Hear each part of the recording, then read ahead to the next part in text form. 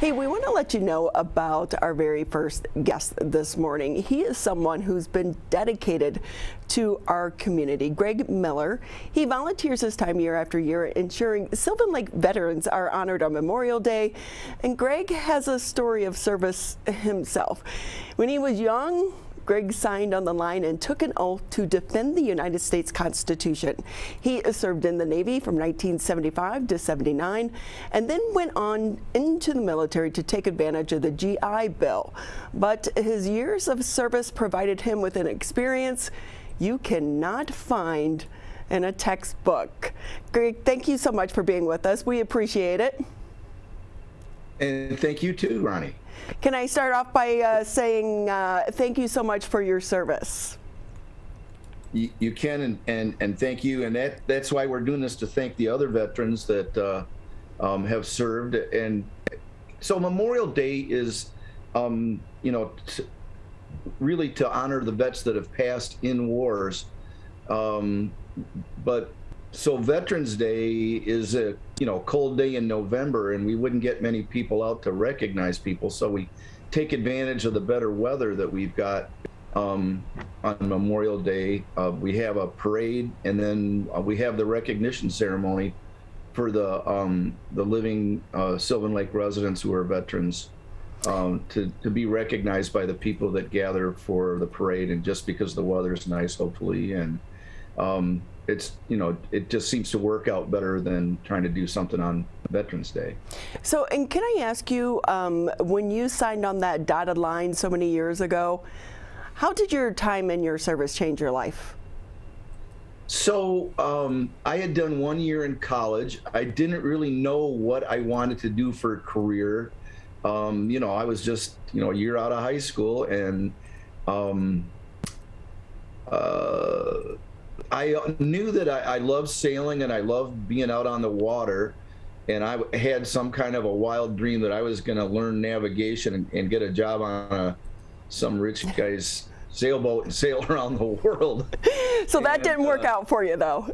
Well, I did learn I was in navigation in the Navy. That's what I got into. I signed up for that. I was quartermaster school. Quartermaster in the Navy is navigation, as opposed to in the Army, that's more supply related. So that's why I signed up for their school for that, and I went through boot camp and navigation school out in San Diego in December. So I got into a little better weather, and then I went through a submarine school up in Groton, Connecticut, but decided there wasn't much navigation on a submarine.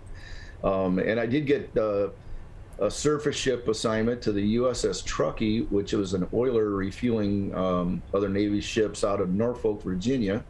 At the time, oilers in the Navy were all named after Indian rivers. So the Truckee is a river that flows into Lake Tahoe out in California-Nevada border. And so we would refuel other ships underway at sea, which is quite an experience. But going back to your question, one of the things that I learned, here I was a young guy volunteering, taking advantage of the GI Bill to help pay for college. And maybe, I think that I matured a lot, grew up, the responsibility that you're, the Navy expects, and if you just, that's what you do. You develop those habits so that when difficult times came up in the Navy, you learned how to deal with it as a part of a group. You've got kids from all over the country, different geographic, socioeconomic backgrounds. And we had the common bond of being Americans in the Navy and something bigger than ourselves. And we had, whatever our individual interests were, like mine was maybe learning to navigate and being out on the water. But, some kids may have been just, they didn't know what they were doing either, and so we're all kind of figuring it out as we were there together.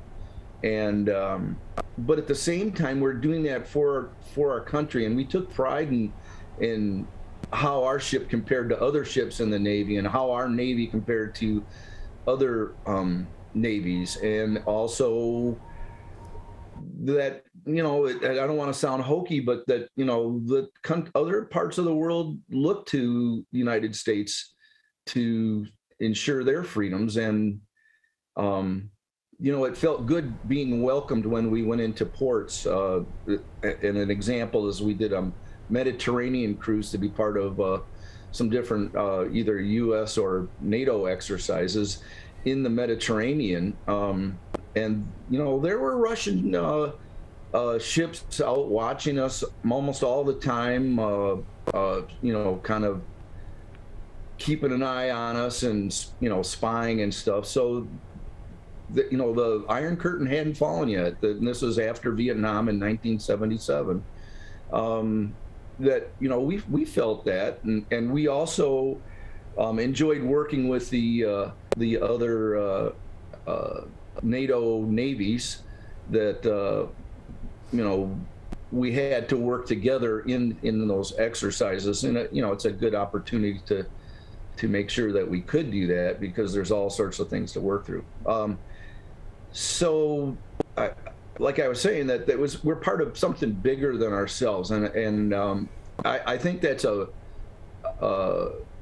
that citizenship, the feeling that you're doing something for the country, you know, taking that pledge to defend the Constitution from all enemies, foreign and domestic, is, you know, that was important founding, or, you know, helped me figure out who I was, what I was about, what was important to me.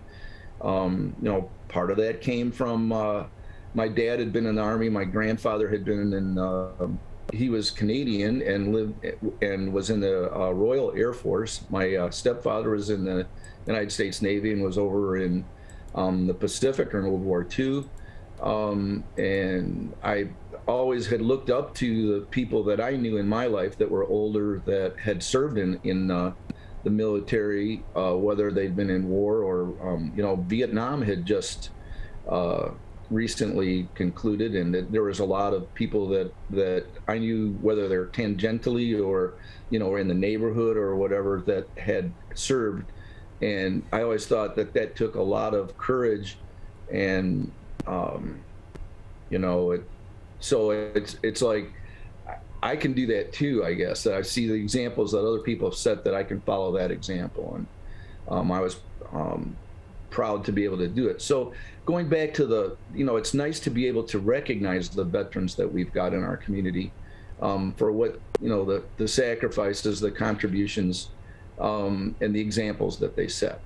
And we forget so much too about the personal sacrifice, you know, just the day-to-day living and the impact it can have on the entire family.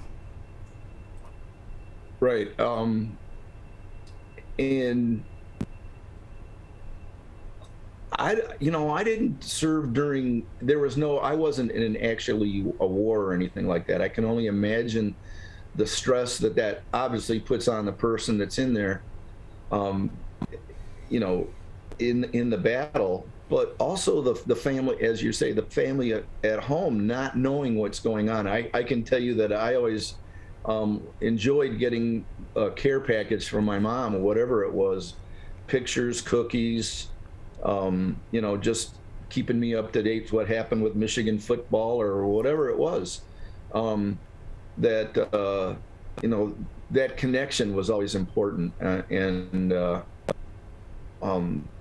hearing from friends that they're keeping track and, you know, proud. And the you know, going back to why did I sign up on the dotted line initially, I had two friends from high school that had already gone into the Navy in the navigation quartermaster school. You kind of get that, you know, guaranteed by the recruiter that, you know, you're not going to end up doing something that really you hadn't had interest in doing.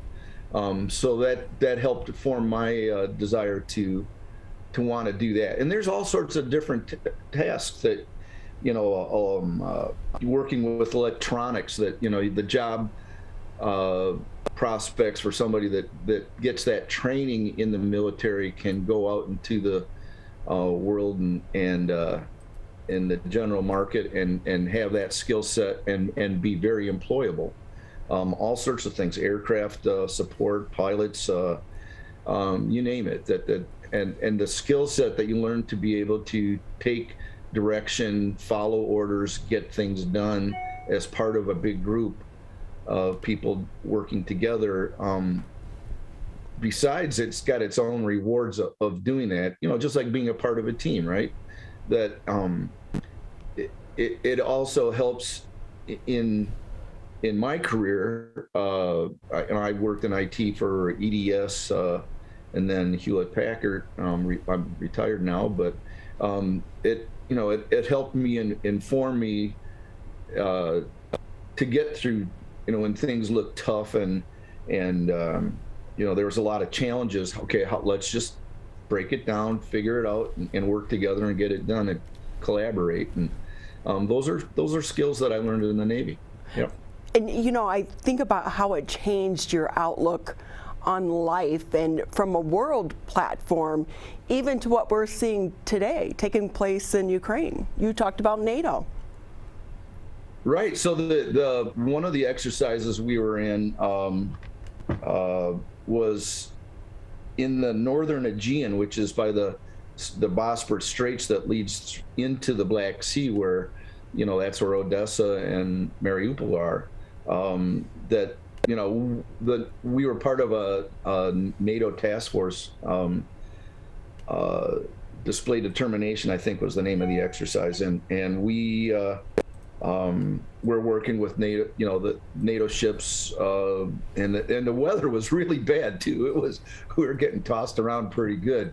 I don't know if you have access to the pictures that I had sent over, but there was a couple of them. One of the pages had some pictures of a destroyer. So we're doing refueling, and we're carrying 9 million gallons of fuel between diesel marine fuel, and maybe that's the majority of it, and then diesel jet propulsion JP5 fuel for the aircraft.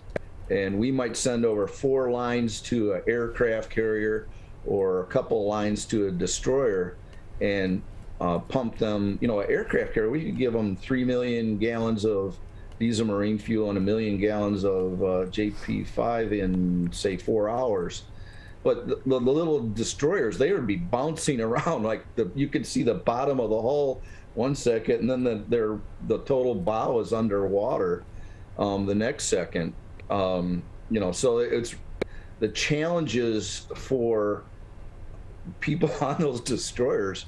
Can you imagine sitting down to eat? What we do is put a wet napkin under your tray, so it wouldn't, and then hold on to it so it wouldn't slide off, and the food on it, or just have a sandwich or something. There was all sorts of challenges that it was like just one big grand adventure, and maybe I just wasn't smart enough to look at like, this could be really dangerous. I always thought it was fun. It's like, they wouldn't do anything that would have really hurt us, would they? So.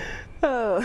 Yeah, I bet you have a lifetime of stories just from those few years, but I know that you've also been very passionate and dedicated to connecting with other veterans, and especially in Sylvan Lake. What do you get out of being a part of the Memorial Day service? Well, it's funny you say that, because I was just talking to one of the guys last night, and he's got some great stories that, he was served in the Navy off of Vietnam on a hospital ship, and, a lot of them, it's like, I'm familiar with the environment that he's talking about, but I don't know the particulars. And they're always interesting stories. And it's so much of it is human nature, and how do you read, the commanding officer, or, on what kind of a mood does he set for everybody, or, what we were faced with this situation, and how did we handle it? So we share that bond where we've had common experiences that we can relate to, and not everybody can. So it's nice to be able to find people that you can and share that. And I encourage people that know veterans to ask them questions like that, because I think it's interesting I guess that I approach life with a curiosity, wanting to, well, what motivated, or what was going on there? What was funny? What was interesting? What did you gain from it? What was your contribution that enriches our lives, right? I love that you do that, and that's the great thing about the ceremony in Sylvan Lake, because it does introduce a new generation to those that have, done so much for our freedom, and it keeps that conversation going. Right, and just to make sure that we cover this, that the recognition celebration is on Memorial Day at our Sylvan Lake Veterans Park, that's on Garland and Pontiac Drives. There's a parade for the kids earlier at 11:30, and then right after that, so just shortly after 11:30, right there at Veterans Park, when there's a lot of the community there, and they get an opportunity to see the veterans in their community. Yeah. I love that. Thank you so much for coming on and sharing your story. We appreciate it. We want to keep you and all the others on the forefront, not just Memorial Day, but every day. And, let the new kids know what this holiday means. It's so much more than, just getting out on the lake and enjoying the barbecue. So thank you again, and thank you for recognizing others that have served as well. And Ronnie, thank you for and your crew there for taking the time to include us in this, and we appreciate it. Thank you.